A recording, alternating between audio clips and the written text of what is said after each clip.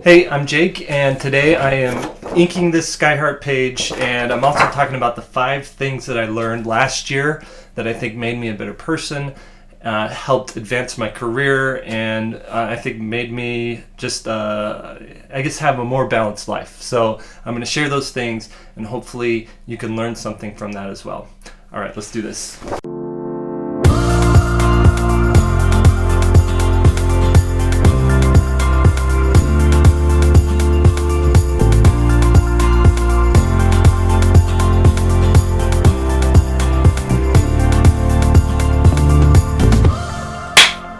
All right, it's been a long time since I've done one of these drawing videos where I'm drawing and I'm talking, and I'll get into reasons for that later. But I'm here. I'm planning on doing more of these for the coming year.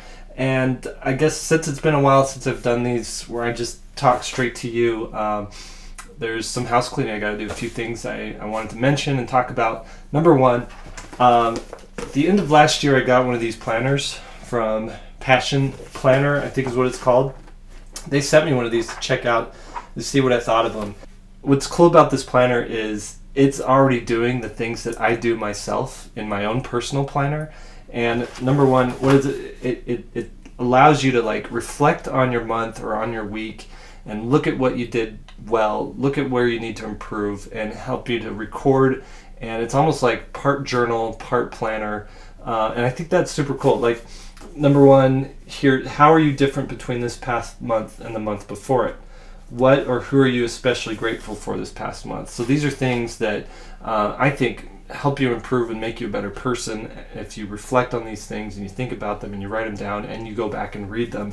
And the Passion Planner helps you to focus your life into the things that really are important. So if you want that and you feel like you need that, Passion Planner is great. I'm going to talk about today what I use, which is, I guess, somewhat based on the Passion Planner, or we're at least pulling from the same inspiration well or something.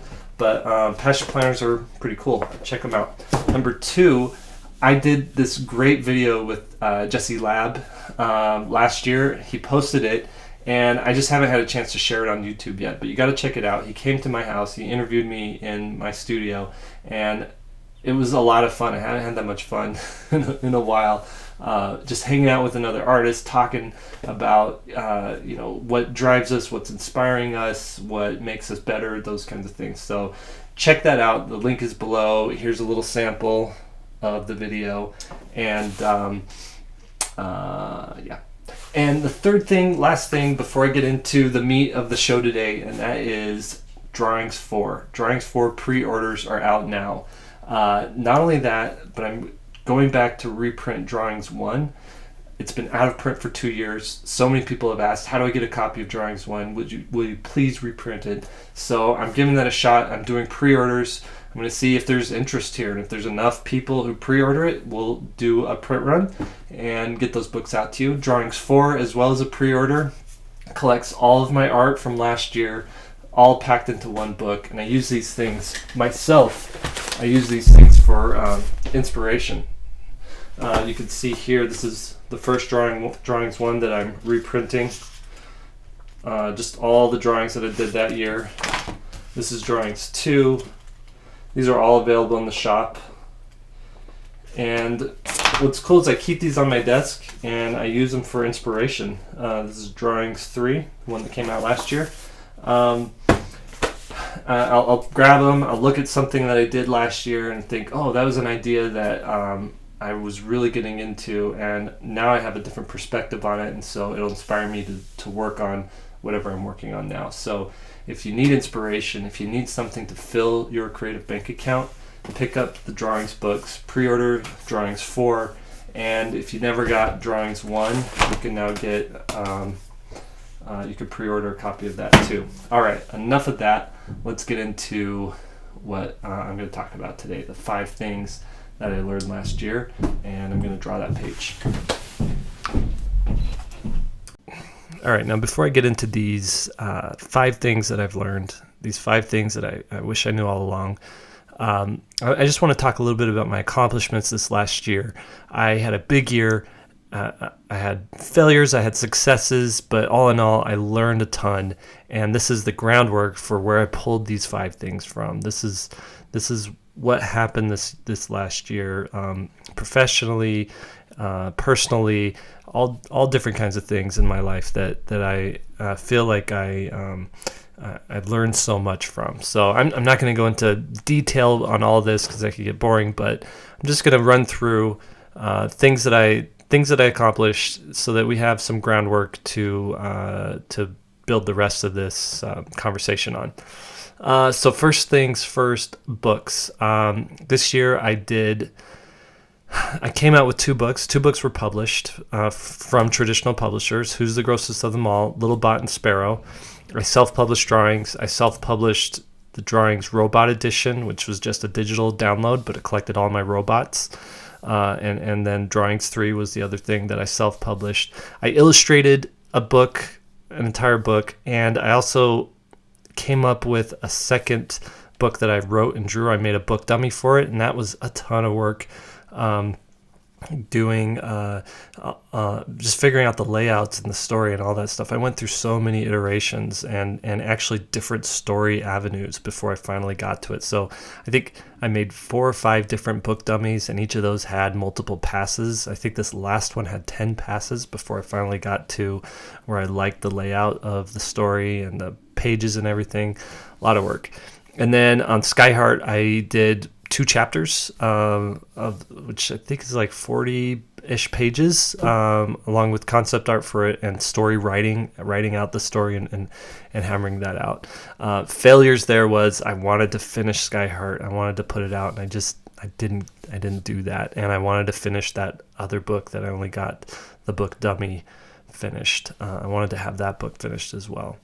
As for svslearn.com, where I teach classes, my goal this year was 4 classes that I would teach, and I taught 2 official classes. I did a demo sort of thing for one of them, and I also did a lecture for the other one. But all in all, I'm happy with the work that I did for SVS Learn. I did the How to Get 10,000, your first 10,000 followers lecture. I did how to draw in your sketchbook, best practices for sketchbooking, I guess. I did a how to stylize your characters class, and I did how to draw animals class. And then I also did the Third Thursday critiques every third Thursday of the month. I did 9 of those as well. So a lot of work went into SVS. Now the bulk of my year was spent traveling. I did more traveling last year than I did any other year.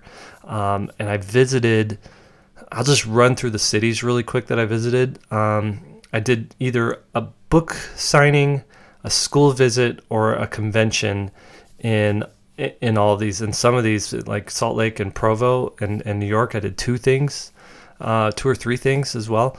So I went to Salt Lake City, I went to Lexington, Kentucky, I went to Seattle, Washington, Chicago, Illinois, Denver, Colorado, New York, Provo, where I live. I did 2 events here, Phoenix, Arizona, San Francisco, California, Portland, Oregon, Wichita, Kansas, Austin, Texas, Burbank, California, and Green Bay, Wisconsin. So there's a lot of traveling, a lot of trips happening this year. I never traveled that much, but it was really cool to see so many people, meet so many people who love my work and who've been following my work, and meet tons of new people who have never heard of me before as well. Okay, I did 7 podcast interviews. Projects that I took on this year was the Art Drop Day project, where I do an art drop on Art Drop Day, but also did art drops across the country in each one of those places that I visited. I took on Inktober, did the Inktober project, and I also filled 2.5 sketchbooks this year. Social media, I had a big goal to post every single day, and I didn't do that. I didn't quite do that. I failed there, but I did do 266 posts, at least on Instagram. And I use Instagram as my measuring stick, because when I post something on Instagram, I definitely post it other places. So 266 posts, that's 266 drawings with writing, engaging content to go with the posts. And what came of that, what that did for me was it did help grow my followership this year. I think that helped. And so on all of my accounts, Instagram, Facebook, YouTube, Twitter, I got a lot of new followers, a lot of new people who, like my work enough to click the follow button or the subscribe button and whatnot. Also on YouTube, past the 50,000 subscriber mark. So thanks everybody for subscribing to me. That's really awesome. That's 28,000 new subscribers last year. So awesome. All right. And then just the last little bit here, self-improvement stuff. I wanted to read a book every week. I wanted to watch a film and study a film every week. And I fell short on books. I only read 17 books. And then I watched only 49 films throughout the year. So a little under my goal for doing one a week. And then I had another personal goal to get healthier, to really form some positive health habits. And so one of those things was to run 1,000 kilometers.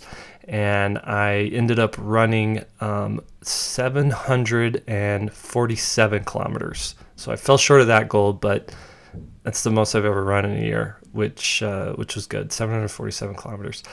And then I think, and then my online shop, which I tracked how many orders were processed, and this year processed just a little over 1,800 orders, which was I think a little bit better than last year, the year before that. So yeah, lots of good things happened this year. There's some failures that happened this year, but I learned from the failures, and I'm all in all pretty happy with it. Now let's get into the 5 things that I learned this year that I wish I had known. I wish I had learned before this. Here we go. Okay, the first thing that I learned this year is I can't and I shouldn't do everything. All right, I went into the year with enormous expectations for my career, for the projects that I wanted to do, for the things that I had committed to. But the realities of life made some of these things impossible. Early on in the year, my wife had surgery where she had to stay in bed for several weeks, well over a month, maybe even 2 months. I can't remember, but it was a long time. And so during that time, I had to do her job.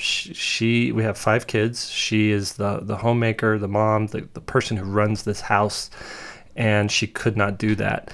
And so I had to take over and do that thing, which meant that a lot of my work and my projects fell to the wayside. I did as much as I could at nights, but man, I was tired after that, after doing what she does all day.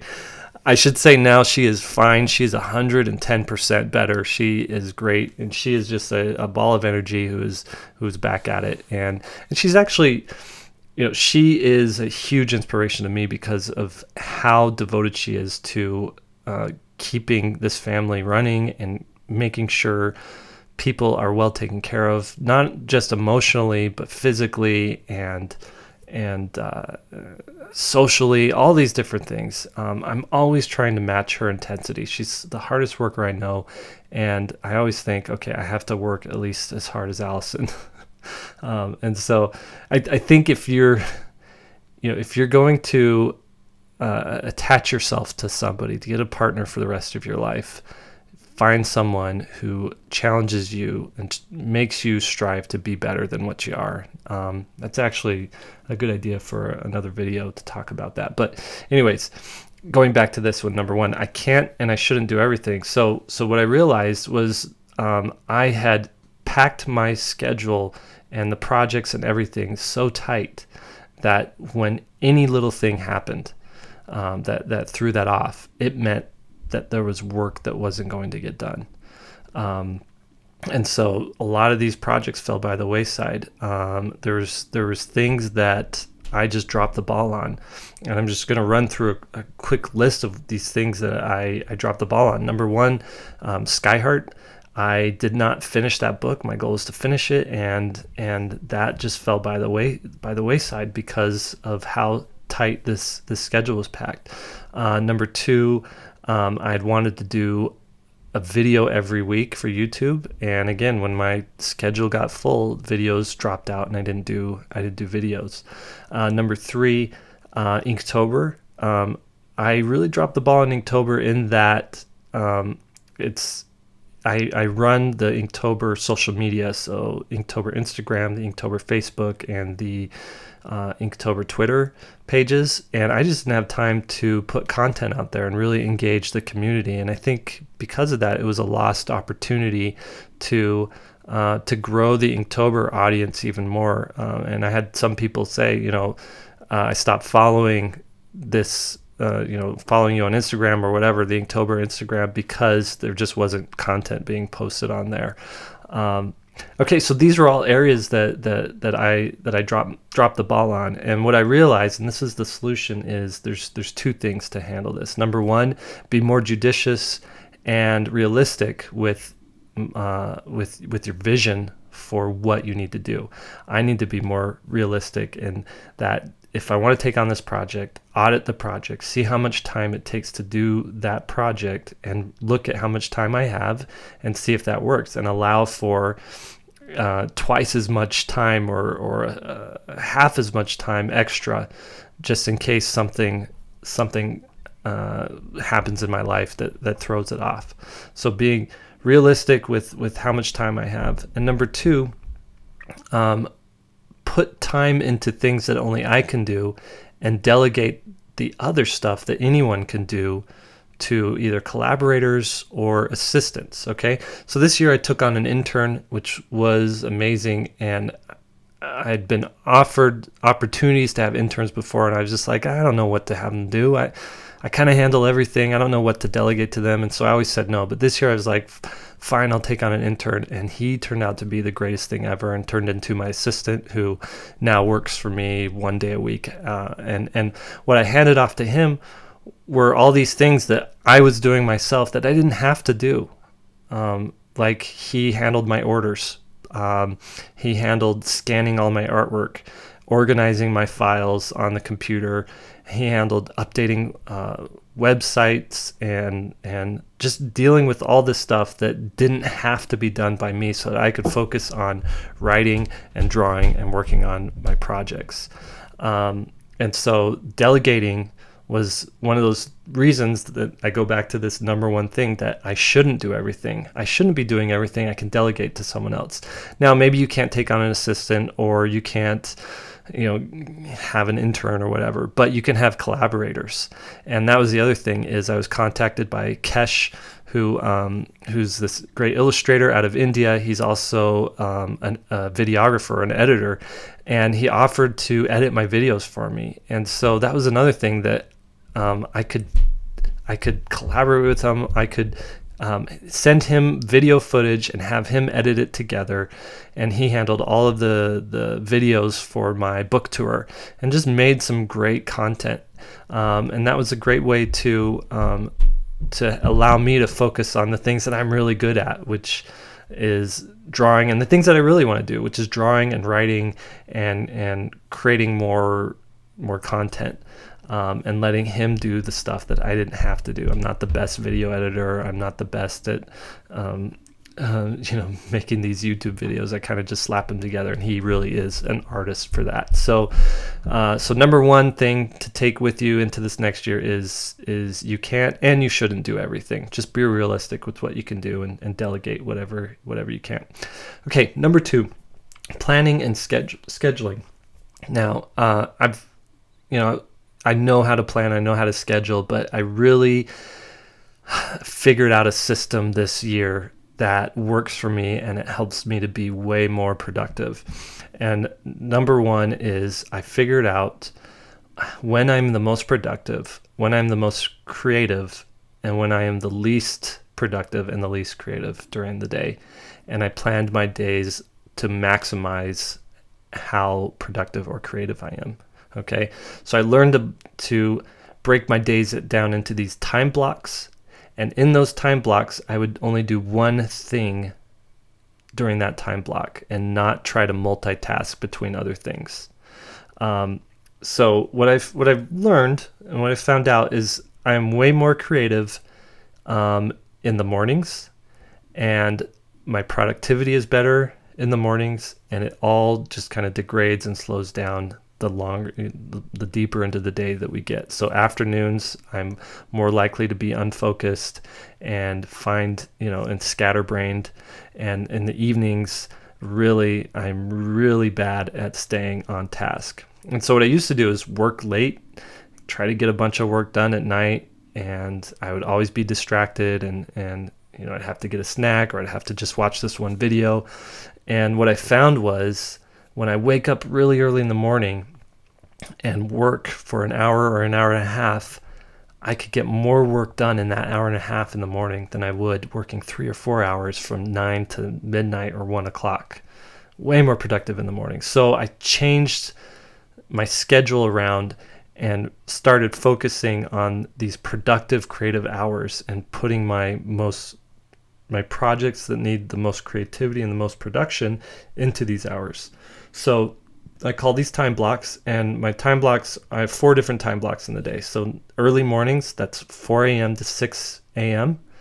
And that's when I am productive. I don't try to be creative that early in the morning, but I do try to be productive. And that's when I just sit down and I start working on something. I've been doing a lot of Skyheart pages between 4:30 and 6 in the morning. The next time block is 9 a.m. to 12 noon. And that's when I am creative. And so I assign myself creative things to do between 9 and 12. And then from 1 to 3 in the afternoons, that's when I start to get a little distractive. I'm less creative, but I can be productive. So 1 to 3 in the afternoons is a productivity time block. And then 3 to 6 is my least creative, least productive time of the day. So that's when I schedule things like phone calls, meetings, podcasts, things where I'm interacting with other people, and it's hard to be distracted when you're interacting with another person. And then in the evenings, between 8 o'clock and midnight or whatever, that's another time block. I've decided to fill it with either sleep or filling my creative bank account. That's when I read books. That's when I watch films. That's when I just hang out. And I've been going to bed way early so that I can get up at 4:30 and work in the morning. Okay, so along with that, I've developed a planner system, not unlike the Passion Planner, where I have a vision for the month, I have a vision for the week, and I set my vision. This is what I envision happening this month. This is what I want to accomplish. And then I have my tasks, and I write down little to-dos like send this file to this person, upload this thing, download this thing, very specific things. So I have my tasks, and then I transfer those things to a daily schedule. So I look at my time blocks and I see these tasks that I have to do, and I look, is this a creative task? Is this a productivity task? Or is this, an administrative task? And so if it's something like email, which is administrative, or file transfers, or, digging up files to send to someone else, I don't know, then I will put that in one of my least creative, least productive time blocks in the afternoon. If it's a creative task that I have to do, I'll stick that in the morning one. And so I plan out the week like that. And then when I sit down, I know what I have to do during that day because I've got these creative blocks, or I've got these time blocks filled with whatever they need to do. This is probably something I should do a specific video on, just with visuals, so you could see how it works. But it's been working really well for me, and that's how I did it all last year, with daily to-do lists and stuff like that. And that's how I was able to get a bunch of stuff done. The other thing is to compartmentalize tasks. So instead of having your email open all day and checking it every 10 minutes or every 5 minutes or every time a new email comes, I just compartmentalize that to one time in the morning, one time in the afternoon, spend 20 minutes here, spend 30 minutes here, and that's all I do with email. I'll compartmentalize social media posts. I'll do social media now, then I won't look at it again until this period here, and that way it doesn't distract me while I'm having these time blocks where I need to focus on one thing. And so that's number 2, planning and scheduling, figuring out a way that works for me where I can maximize my creativity and my productivity. Okay, let's go to number 3, work-life balance. What I learned this year is my life was really off balance, especially during the beginning of the year. And my goal was by the end of the year to find the proper balance where I'm not spending too much time working. I'm not spending too much time hanging out and playing around, but and I'm not spending too much time with family and friends, that everything is balanced just right. And I found that my main problem before was that I wasn't present wherever I needed to be. So if I was spending a lot of time with family, I'd go down to work and I'd still be in that family mode or that friend mode or that hanging out mode and not in work mode. Or I would get so deep into work mode, and then when I'd switch to hanging out with family or my wife, all I could talk about was work. All I could think about was work, and I wasn't really present in that moment. And so what I figured out was ways to transition between the two, and that is think about what I'm supposed to be doing next, and have that mind shift. Take 10 minutes to just organize. Here's what I need to do, and this is what this next hour or 2 hours is going to be about. This is about hanging out with my wife and not working. And so what that did was it helped me to, and my wife brought this up, she's like, I would love to have a conversation with you that's not about art.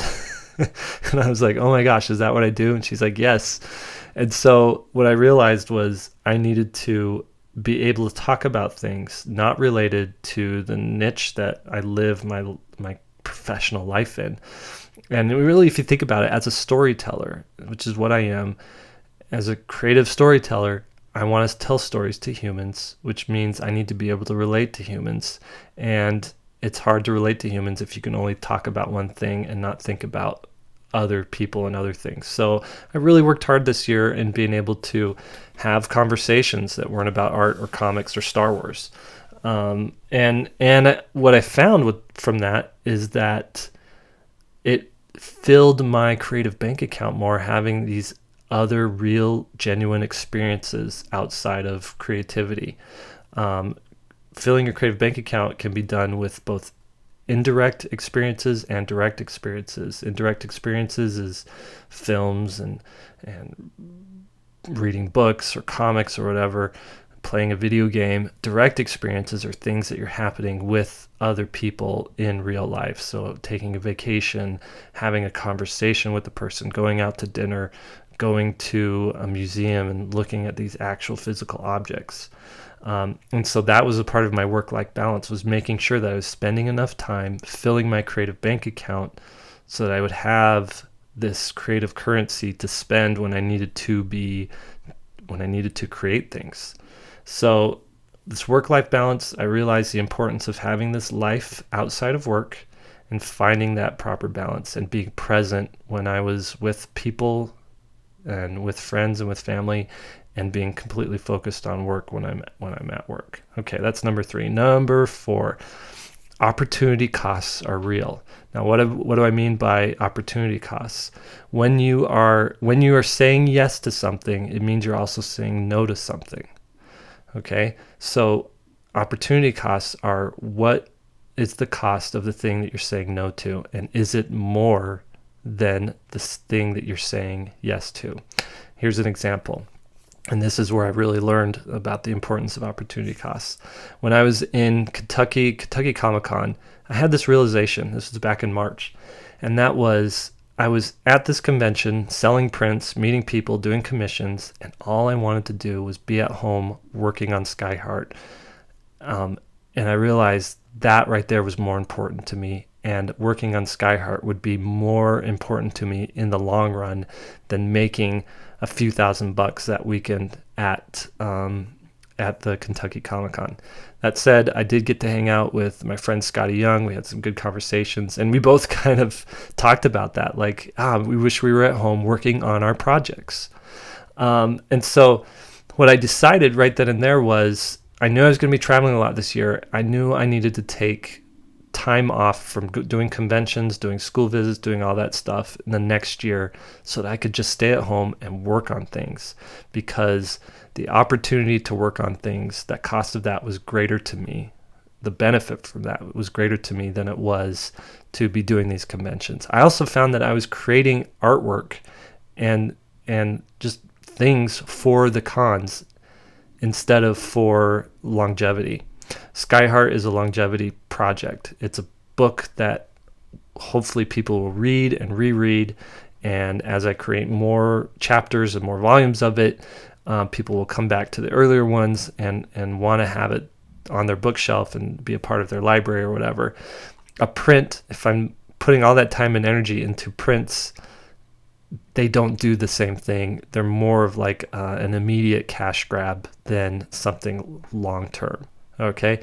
And so I want to spend time working on these children's books, working on these comics, working on things that are going to have a longer, just a longer lifespan.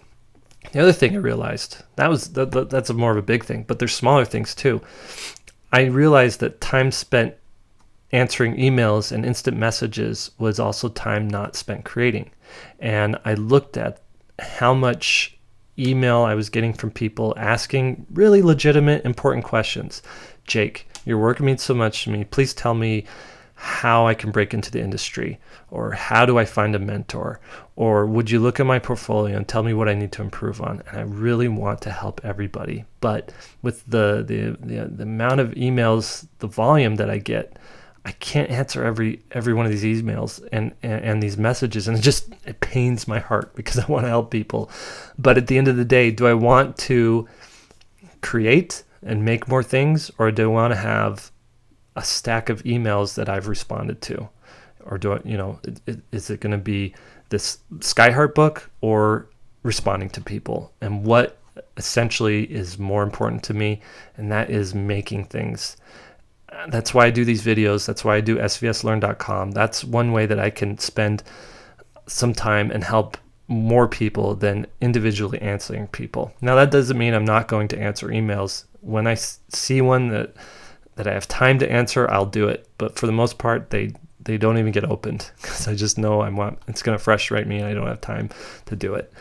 I should just take a day once a month and just have it be email answer day. I don't know. Maybe I'll answer emails on the YouTube channel or something so that more people can benefit from it. I don't know. I'll figure it out. But for now, the opportunity costs of doing email is I don't get to do Skyheart, and I'd rather do Skyheart or work on a children's book or something like that. Okay.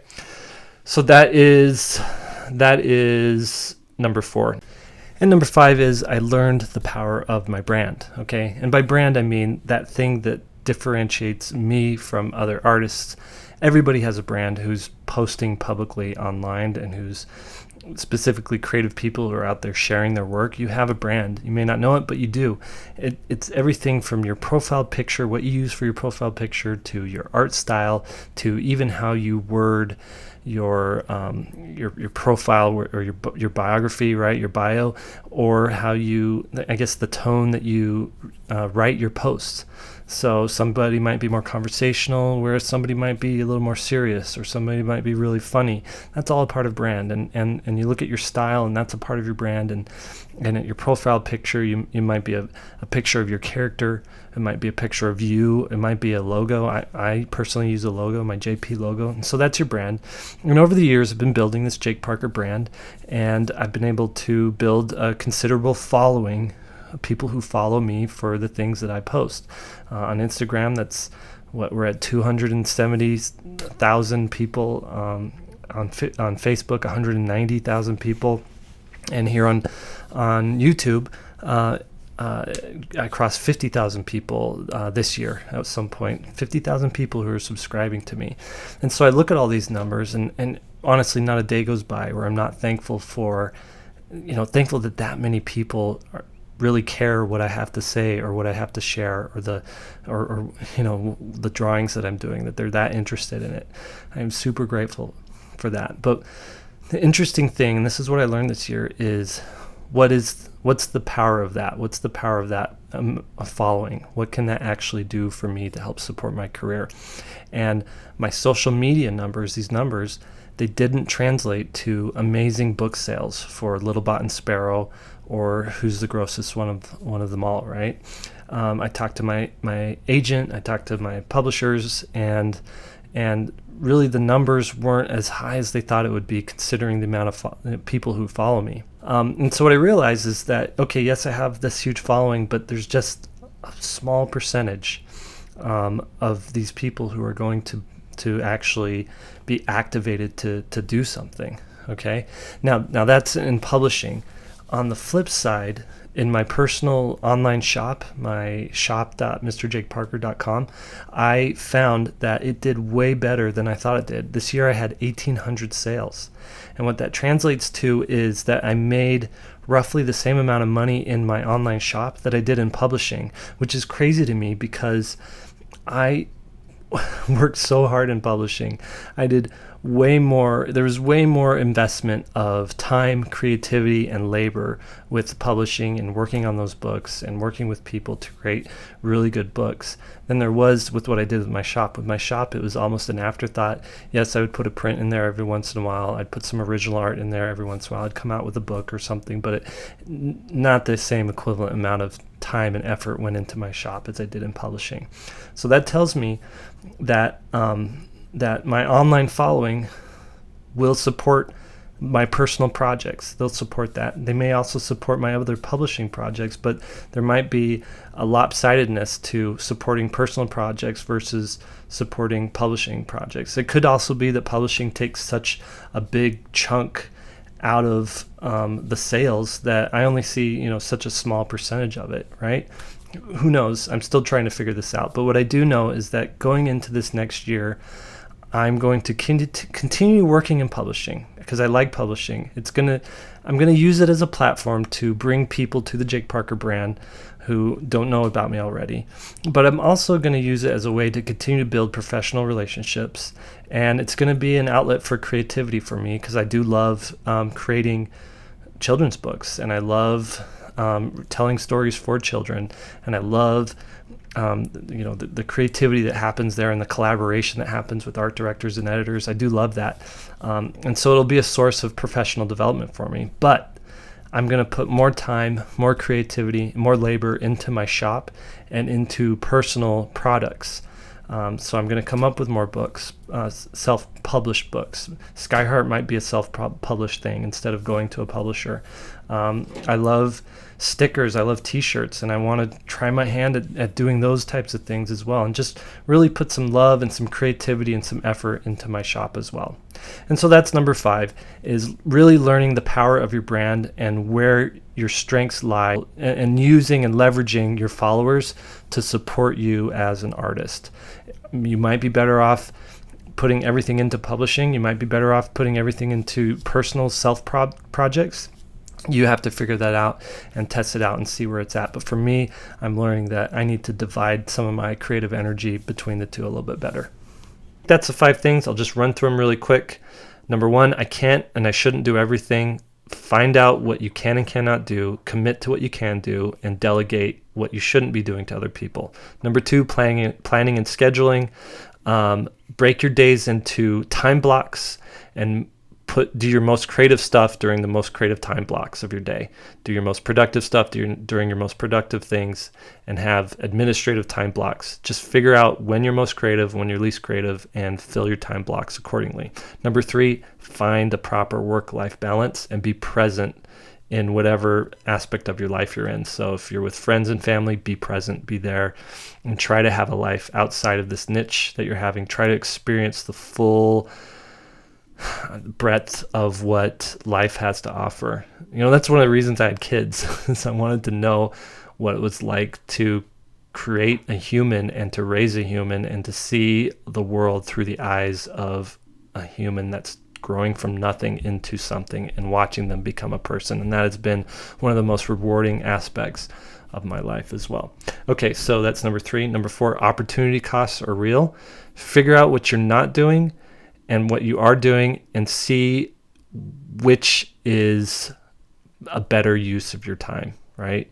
See if the opportunity costs to the things that you're saying no to are actually worth more than the things you're saying yes to. And lastly, number 5, figure out the power of your brand and create content for the people who are following you, because they signed up to follow you for a reason. All right, those are my 5 things. All right, that's it for today's video. Thanks for watching it. Thanks for listening. I know we went through a lot of stuff, but hopefully that's helpful. Hopefully that gets you pumped and excited for this next year and making plans and I guess arranging your life in a way that you can be super productive and just live life this next year. If you have things that you learned last year that you want to share in the comments, I would love to hear those things. Tell me what was one or two of the main things that you learned last year that you're improving upon this year, that you're going to definitely establish as a part of your life this year. So share that in the comments. And lastly, again, please go and check out my drawings books. If you love my art, if you love these videos, support my work by buying something from my shop. The link is down there. I appreciate it. See you next time.